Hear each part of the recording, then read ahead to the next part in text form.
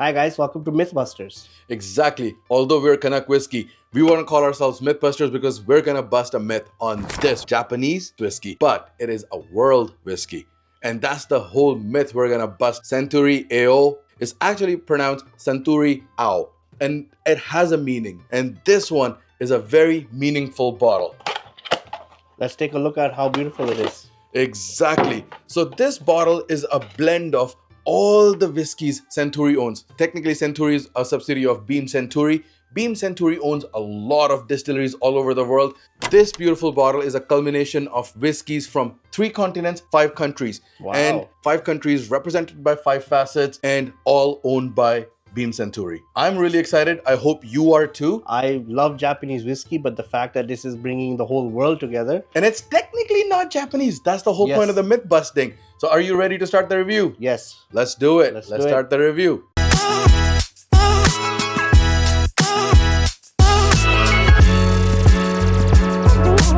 Simi, I'm really excited about this whiskey, and before we started the review, I was really confused to where to place this bottle. Though it says it's made in Japan, I wasn't sure to put it in our Japanese playlist or in our World Whiskies playlist, because as we've discussed, 5 whiskeys from 5 different countries, 3 different continents came together, and in Japanese, ao means ocean. It's the route those whiskeys took to get to Japan and basically get in this bottle and make the blend or become the blend that this is. Beautiful looking bottle. Let me start by pouring in your glass, brother. Thank you. While you're pouring it, all the water that is traveling and going to Japan all leads to that one area. So that's what makes it beautiful. It brings all the countries together. It is. And I love the fact that it has that harmonious thought process. It has that harmonious vibe still going through its veins, if you will. And that's what I love about Japanese people and Beam Suntory as a company, that they put thought behind their product. It's not just willy-nilly, just okay, we got gazillion distilleries, we have a gazillion tons and liters of production, make a blend, make a whiskey. They put a good thought in it. So this beautiful blend is a culmination of Irish whiskeys, Scottish whiskeys, it is American whiskeys, Canadian whiskeys, and of course, Japanese whiskey. It's amazing to hear that all these 5 countries have come together to make this amazing whiskey. Yeah. I wonder what was the thought process behind it. Well, obviously, there's not much media release per se when it comes to why those 5 countries were chosen. But if I had to guess, Canadian whiskeys maybe for their rye profile, which is really, really strong, which is the earthy herbal note. Japanese whiskeys maybe for their delicate floral notes and maybe to get some influence from that Mizunara oak, which is very coveted. Scotch, obviously, I mean, Scotch is a synonym for whiskey, so why wouldn't you? And Irish whiskey maybe because that influence of the sherry cask from that region and the grain whiskeys, and American whiskey is a synonym for bourbon, so maybe they want that bourbon flavors or maybe some corn notes in it. I'm not sure. But if I were to make a whiskey with those 5 countries or those whiskeys from those 5 countries, that would be my justification to bring the world together. But those are the 5 best whiskeys, so I can see why. Yeah, well, technically Indian whiskeys, I mean, I might be a little biased. Those are really good too, using exclusively 6-row Indian barley. Maybe, you never know. This might have a 6th facet. There'll be another ridge on the bottle. Exactly. So it might have an opportunity for another facet. But talking about the opportunities, this whiskey, 43% ABV, light amber color, light golden yellowish color, very sticky, long legs. Very sticky. I can see the ridges even on my glass here. The 5 ridges is transferred to the glass. Wow, you see exactly 5 ridges. That's a lot of number 5 floating around. Maybe we might play lottery. Okay. Yes. Let's see if we won the lottery in the nosing.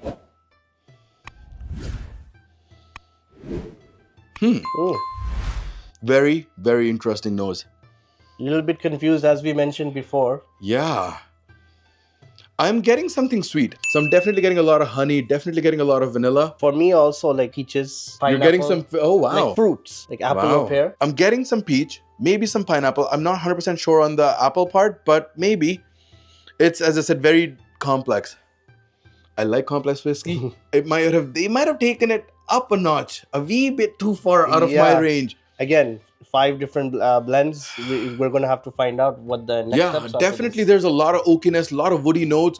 It's really, really pleasant on the nose. Yes. It fits in the Japanese culture that it's mild, it's mellow, it's beautiful, very well balanced on the nose, still very exciting. Yes. Maybe I'm the problem in this equation that's overthinking, overworking the nose. They've been in business a lot longer than I have been reviewing whiskeys, and if that's the route they want me to take, if they want me to go through a journey that takes me through all the floral, fruity notes, the woody notes, the herbal, earthy notes, I'm in for a ride. They are the masters. They're the ones who own distilleries all over the world. They're the ones who thought of this idea to bring the whole world together. I'm just in for the ride. I think I might be the problem, that I'm trying to overwork the nose, get all the flavors, all the notes in the first try. I don't have to. Maybe the certain flavors that I have in the back of my mind that I can't pinpoint, maybe they'll come closer to me when I'm tasting it, right? Yep. So I'm excited. Let's taste go it. on that cruise. I like that. Yes. The ocean cruise. Okay, Yes. fine. You know what? Cruise it is.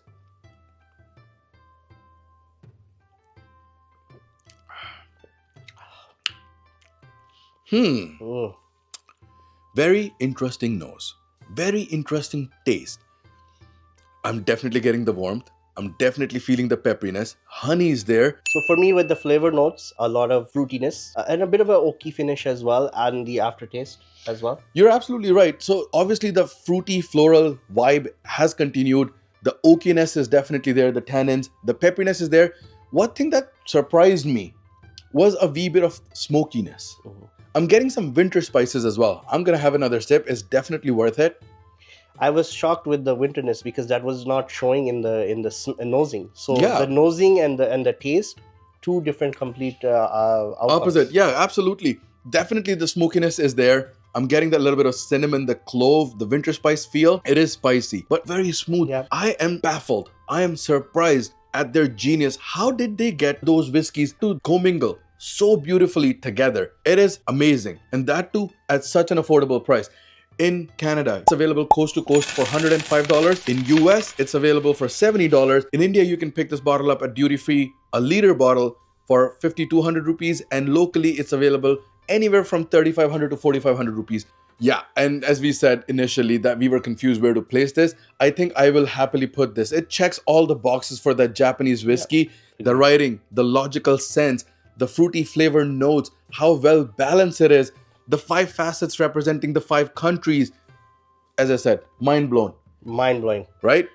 My brother, before we move any further, going forward, how do you want to taste this whiskey? In water or in ice? Just based on the finish, based on the percentage of the alcohol, which is at 43%. Yeah. I think let's try it with ice. Cheers to you guys. Cheers to you, my brother. Yes. And we've just put only one cube of ice. I've learned from the maestro himself, Japanese whiskeys are delicate and I don't want to dilute it too much. And since our ocean world tour cruise, I just wanted to go for a spin around the world. And hence we I was going to say that we're going to have to spin around 5 times. Whoa, that's a lot of before my head starts to spin. You know what? We've dropped the ice. I don't want to talk too much. I don't want it to be too watered down. Yes. Let's taste it. Cheers.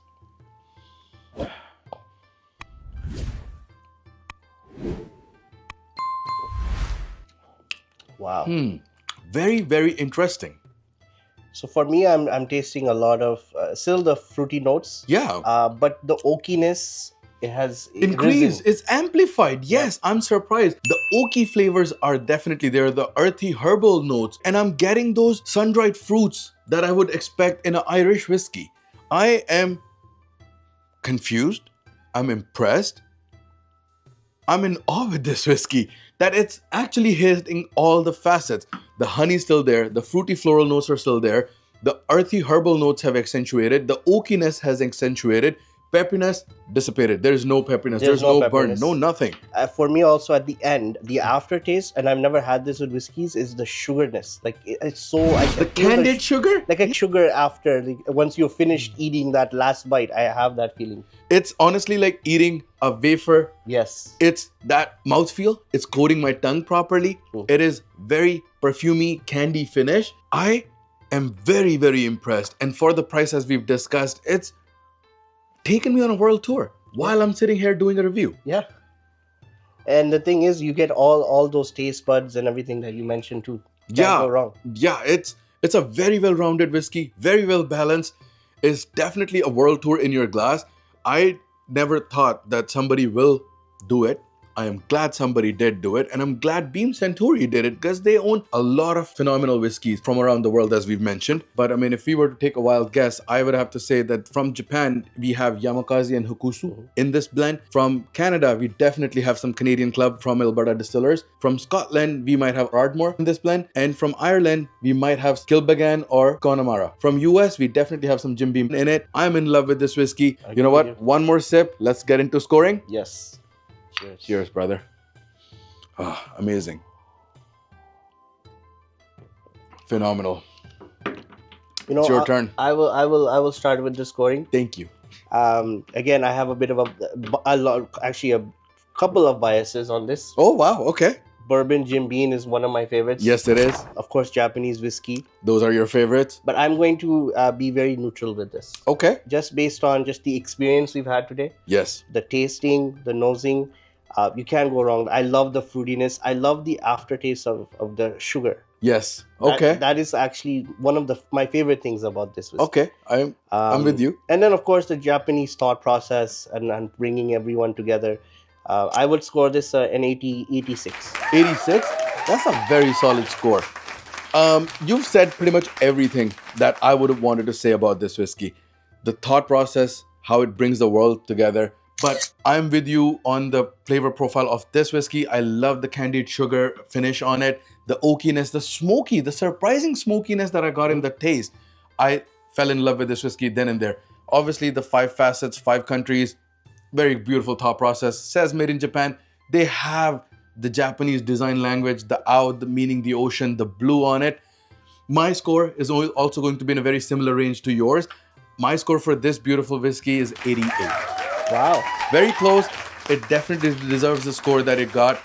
It's a beautiful idea. It's a culmination of idea, hoping for world peace, hoping for AO 2.0. I am really excited. I want to sip this whiskey even more now. It's a beautiful sipper, beautiful whiskey in its own right. Thoroughly impressed by the thought process. Hopefully you guys loved the review. Hopefully we'll see you again next week on a Friday with an amazing review.